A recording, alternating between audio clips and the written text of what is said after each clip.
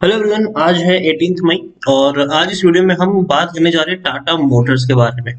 देखिए, टाटा मोटर्स के बारे में पिछले कुछ दिनों में मैंने दो तीन वीडियो बना दिए हैं और इस बार का जो वीडियो है वो इसके रिजल्ट्स के ऊपर है। और ये भी हम चर्चा करेंगे कि रिजल्ट्स के बाद की अब कौन सा लेवल मुझे सही लगता है और कैसे रिजल्ट्स यहाँ पर सामने आए हैं।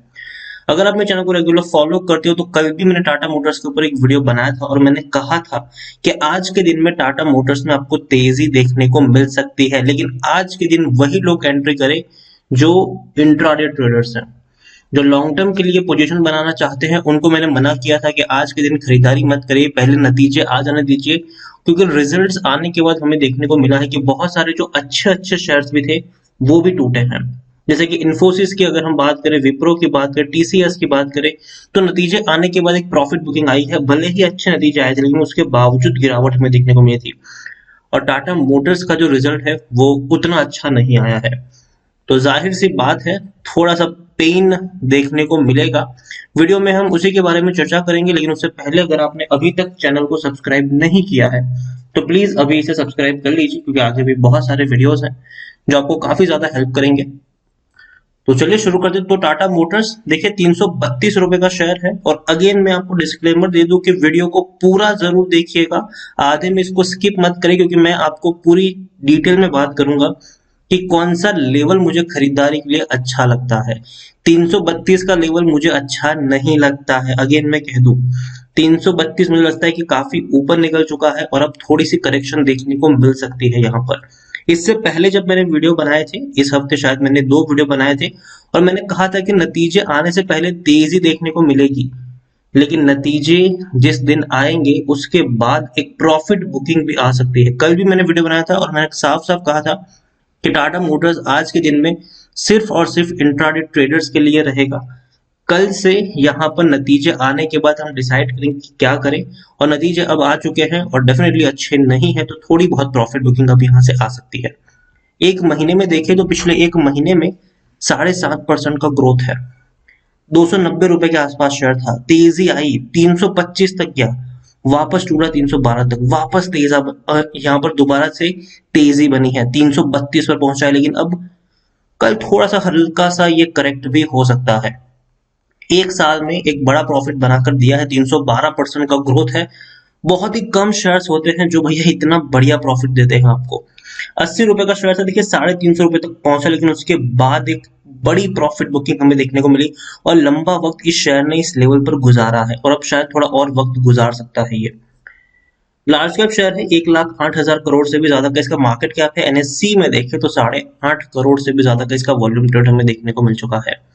बड़ी क्वांटिटी आज ट्रेड हुई है, इसमें कोई शक नहीं है। और ज्यादातर जो क्वांटिटी है वो डेफिनेटली इंट्राडे ट्रेडर्स के आज देखने को मिली है। शेयर होल्डिंग की बात की तो प्रमोटर के पास 46.41% की होल्डिंग है, 13.78% की होल्डिंग एफआईएस के पास है, 5.30% की होल्डिंग म्यूचुअल फंड और 5.80% की होल्डिंग इंश्योरेंस कंपनी ओन करती है। यहाँ पर टाटा सन्स सबसे बड़े प्रमोटर है, 43.73% की होल्डिंग और तकरीबन 2% जितनी होल्डिंग इनकी गिरवी भी है। 45 म्यूचुअल फंड स्कीम्स और 526 जितने एफआईएस का पैसा लगा है। और हाईएस्ट पब्लिक शेयर होल्डर की बात करें तो सिटी बैंक है, यहाँ पर न्यूयॉर्क डिपार्टमेंट है, 10.65% की होल्डिंग है और इंडिविजुअल इन्वेस्टर होल्डिंग 14.95% के आसपास देखने को मिल रही है। डिविडेंड 2016 में पे किया था, उसके बाद डिविडेंड पे नहीं किया, लेकिन 2016 में अगर हम देखने की कोशिश करें तो ये वो शेयर था जिसकी उल्टी गिनती शुरू हुई थी 2016 से, और तब इन्होंने आखिरी बार डिविडेंड पे किया था भाई। लेकिन अब कंपनी के अच्छे दिन आ चुके हैं, बढ़िया रिकवरी लौटी है और फ्यूचर भी जो है इनके वो बहुत ही शानदार बताए जा रहे हैं। तो उम्मीद करते हैं कि जो डिविडेंड इन्होंने पे करना बंद कर दिया था वो फिर से शुरू करे डिविडेंड पे करना। टेक्निकल रेटिंग देखिए अभी भी अच्छी, देखिए शेयर में कह रहा हूं अभी भी बुरा नहीं है, अगेन मैं कह दूं, लेकिन एक प्रॉफिट बुकिंग बनती है यहाँ पर, क्योंकि शेयर ऑलरेडी उछल चुका है और रिजल्ट जो आए हैं वो उतने सपोर्टिंग नहीं है। यहाँ पर हम बात करें according to money control user 76% लोग खरीदने की सलाह दे रहे हैं, 17% लोग बेचने की बात करें और 7% लोग यहाँ पर होल्ड करने की नसीहत आपको दे रहे हैं। अगर मैं आपको एक चीज दिखाने की कोशिश करूं प्रॉफिट्स के बारे में, तो आप देख सकते हैं कि प्रॉफिट जो पिछले क्वार्टर में 3,222 करोड़ का था, ठीक है, दिसंबर क्वार्टर में। इससे पहले सितंबर में 350 करोड़ का नुकसान था, इससे पहले जून में 8,385 करोड़ का नुकसान था, इससे पहले मार्च में 9,671 करोड़ का नुकसान था, और इस बार 7,605 करोड़ का नुकसान है। देखिए पिछले साल के मुकाबले ये आपको कम लगेगा, लेकिन भैया कंपनी के परफॉर्मेंस में सुधार हो रहा था। आप देखिए सितंबर में अच्छा परफॉर्मेंस की शुरुआत हुई थी और दिसंबर में भैया बड़ा प्रॉफिट कमाया था इन्होंने। लेकिन यहाँ पर अगर आप देखें तो इस बार नुकसान हुआ है, और देखिए नुकसान में टाटा मोटर्स का हाथ नहीं है। इस बार नुकसान हुआ है जेएलआर में, और जेएलआर भैया इन्हीं की कंपनी है, तो भैया डेफिनेटली दोनों का जो कंबाइंड ही काउंट होता है यहाँ पर। और यही एक सबसे बड़ी वजह है कि, और इसकी आशंका भी जताई जा रही थी, और ये मैंने आपको कल भी बताया था वीडियो बनाकर कि देखिए टाटा मोटर तो प्रॉफिट करेगा, और उसका जो एस्टिमेट कई सारे ब्रोकरेज फर्म्स बता भी रहे थे कि 2,700 करोड़ के आसपास का प्रॉफिट कमाएगा, और उसके आसपास कमाया भी है। लेकिन दिक्कत यहाँ पर आई है, तकरीबन 15,000 करोड़ रुपए का जो इम्पैक्टेड हुआ है वो जेएलआर ने राइट ऑफ किए हैं। तो यही चीजें हैं यहाँ पर देखिए, assets write down and restructuring cost जो हुई है जेएलआर की वो तकरीबन 15,000 करोड़ है, और यही एक बड़ी वजह है 7,600 करोड़ तक इस नुकसान को लेके जाने की। अब देखिए commercial vehicles and luxury car maker Tata motors on May 18, मतलब आज की बात है। आप देखिए तकरीबन 7,600 करोड़ का इनको नुकसान हुआ है, वो भी तब जब इनकी जो सेल्स ग्रोथ थी, रेवेन्यू थे, उसमें बड़ा उछाल आया था। ठीक है, लेकिन नुकसान की जो वजह है वो यही है कि assets write down and restructuring cost है with respect to new JLR strategy. JLR की जो नई स्ट्रेटेजी है रीजन की, उसके अकॉर्डिंग इतना का इम्पैक्टेड हुआ है, और ये डेफिनेटली इसकी वजह से आपको नुकसान तो होगा ही। और वही चीज हुई है, पिछले साल तकरीबन 9,900 करोड़ का नुकसान था यहाँ पर, और उससे पहले पिछले क्वार्टर में तकरीबन 2,900 करोड़ का प्रॉफिट था। तो दोनों से अगर हम कंपेयर करेंगे तो भैया उतने अच्छे तो नहीं दिख रहे हैं यहाँ पर। तो ये एक बड़ी दिक्कत हुई है यहाँ पर, लेकिन फिर भी आप देखिए, जो जैसे कि मैंने आपको कल भी वीडियो बनाकर बताया था कि जो बड़े एनालिस्ट, इवन सीएनबीसी टीवी 18 का जो एनालिस्ट था, उनके द्वारा ये एस्टिमेट किया जा रहा था कि इनको 2,721 करोड़ का प्रॉफिट होने वाला है, और रेवेन्यू जो होगा वो 88,000 करोड़ के आसपास होगा according to average of estimate of analyst polled by CNBC TV 18। इनके द्वारा जो एनालिस्ट किया गया था वो ये सारी चीजें बता रहा था। और इवन प्रॉफिट तो भैया टाटा मोटर्स का हुआ है, लेकिन जेएलआर में दिक्कत आ गई है इस बार। While demand remains strong, the supply situation over the next few months is likely to be adversely impacted by distribution COVID-19 lockdown India and semiconductor shortage worldwide। ये टाटा मोटर्स ने कहा है। देखिए पूरे देश में, पूरे वर्ल्ड में अगर हम देखें तो सेमीकंडक्टर की एक शॉर्टेज हो चुकी है, और कोरोना की वजह से लॉकडाउन पूरे भारत देश में देखने को मिल रहा है, इवन काफी सारे बड़े शहरों में देखने को मिल रहा है। तो इसकी वजह से जो डिस्ट्रीब्यूशन हो रहा है, जो सप्लाई हो रही है, वो सब डिस्टर्ब हो चुकी है। तो अगर जून के क्वार्टर को भी अगर आप ये मानते हो कि भैया अच्छे आएंगे, तो जी नहीं, वो भी उतने अच्छे नहीं आएंगे, इम्पैक्टेड वो भी रहने वाले हैं।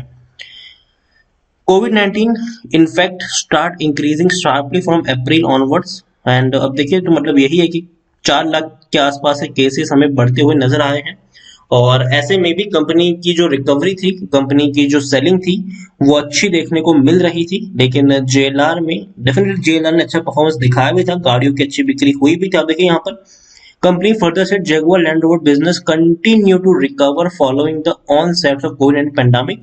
और यहाँ पर देखिए जो fourth quarter rising 12.40% year on year, तो भैया अच्छा इंक्रीज भी था यहाँ पर, ऐसा कि इंक्रीज नहीं था। To 1,23,483 vehicle supported by the strong recovery in China. और सेल्स की अगर हम बात करें तो भैया वो भी 27% तक इंप्रूव हुई थी, ग्रो हुई थी। लेकिन फिर भी जो वन टाइम इनको करना पड़ रहा है, जो नई सप्लाई चेन को मैनेज करने के लिए, जैसे कि इलेक्ट्रिफिकेशन की तरफ जा रहा है जेएलआर कि भैया 2025 तक हम फुल्ली इलेक्ट्रिक बन जाएंगे, तो इसके लिए उनको भैया खर्चा तो लग ही रहा है। अब देखिए award winning new land rover defender contribute significantly in detail से, तो अच्छी सेलिंग भी इनकी हुई थी, लेकिन फिर भी नुकसान आ गया। और यही एक सबसे बड़ी वजह है कि शेयर कल को थोड़ा सा आपको झूलता हुआ नजर आ सकता है यहाँ पर। लेकिन फिर भी लॉन्ग टर्म का अगेन मैं कह दूं, लॉन्ग टर्म का जो प्रोडिक्शन है यहाँ पर वो अभी भी स्ट्रॉन्ग है, इंटैक्ट है। प्रमोटर लगातार खरीदारी कर रहे हैं। दिसंबर क्वार्टर में प्रमोटर के पास 42.39% की होल्डिंग थी, आज वो 46.41% की होल्डिंग है, मतलब प्रमोटर ने खरीदारी करी है। प्रमोटर के द्वारा 4% की होल्डिंग पहले गिरवी थी, आज 2% से भी कम की होल्डिंग गिरवी है, मतलब प्रमोटर ने खरीदारी तो करी है लेकिन गिरवी रखे हुए शेयर्स को भी छुड़ाया है यहाँ पर।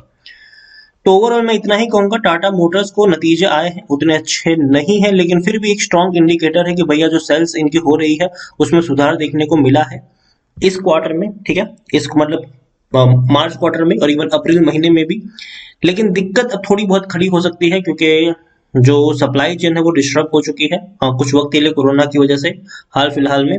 तो थोड़ा सा उसका इम्पैक्ट जून पे भी हमें देखने को मिल सकता है, लेकिन फिर भी ट्रेंड इसका पॉजिटिव है और ये कंपनी अभी हाल फिलहाल में अगर हम देखें तो इसके फ्यूचर प्लान की वजह से ज्यादा ट्रेड कर रही है कि भैया आने वाले समय में हम इलेक्ट्रिक व्हीकल्स बनाएंगे। कंपनी की काफी अच्छी पकड़ है, मजबूती है इस सेक्टर में। जेएलआर ने अनाउंसमेंट की है कि 2025 तक हम फुल्ली इलेक्ट्रिक बन जाएंगे, हम दूसरी टेस्ला बन के दिखाएंगे। हालांकि ऐसा नहीं होगा, लेकिन फिर भी एक अच्छी कंपनी के तौर पर जेएलआर भी उभर कर आने वाला है, इसमें कोई शक नहीं है। लेकिन उन सारी चीजों को होने में भैया लंबा वक्त लगेगा और कोरोना ने ऑलरेडी कमर तोड़ के रखी है ऑटोमोबाइल इंडस्ट्रीज की, तो नंबर इस तरीके से आने लाजमी थे। लेकिन फिर भी टाटा मोटर्स के नंबर्स अच्छे हैं, जेएलआर के नंबर ने पूरा का पूरा जो इनका मैथ्स है वो खराब करके रखा हुआ है, ये हम कह सकते हैं। लेकिन फिर भी इम्पैक्ट तो पड़ेगा, नुकसान तो हुआ, इसमें कोई शक नहीं है। तो टाटा मोटर्स थोड़ी बहुत अब आपको गिरावट देखने को मिल सकती है। कल के दिन में जब मार्केट खुलेगा हल्का सा प्रेशर यहाँ पर जरूर बिल्टअप होगा और मुझे लगता है कि 300 रुपए से नीचे अगर ये शेयर मिलता है तो आप बाइंग कर सकते हैं। इसका मतलब ये नहीं है कि आपके पास अभी शेयर हो तो आप बेच दें इसको, ठीक है, बने रहिए यहाँ पर। 300 रुपए के नीचे अगर ये जाता है तो आप थोड़ी और क्वांटिटी ऐड कर सकते हैं उस लेवल पर और लॉन्ग टर्म के लिए इसको होल्ड करें। कम से कम 2-3 साल के लिए आप इसको होल्ड कर सकते हैं, कोई डरने वाली बात नहीं है। आने वाले वक्त में डेफिनेटली ये वो कंपनी होगी जो अच्छा से अच्छा परफॉर्मेंस दिखाने वाली है।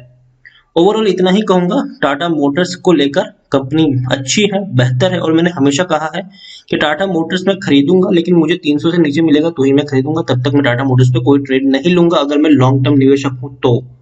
इंट्राडे वालों के लिए मैंने आज बोला था कि आप चाहे तो आज के दिन में यहाँ पर खेल सकते हैं क्योंकि आज भाई नतीजे अच्छे आने की उम्मीद थी और इसीलिए मैंने ये भी कहा था कि भाई इंट्राडे ट्रेडर्स, लॉन्ग टर्म वालों को मैंने मना किया था कि आज भैया कोई ट्रेड मत लेना, पहले रिजल्ट देख लो, उसके बाद अगर आपको मिले तो 300 से नीचे ही आपको यहाँ पर बाइंग करनी है। वीडियो को यहीं पे एंड करूंगा, पसंद आया हो तो लाइक करें, शेयर करें, चैनल पर अगर पहली बार आए तो प्लीज सब्सक्राइब करें और टाटा मोटर्स के बारे में आप क्या सोचते हैं वो भी आप मुझे कमेंट में लिखकर बता सकते हैं। Thank you.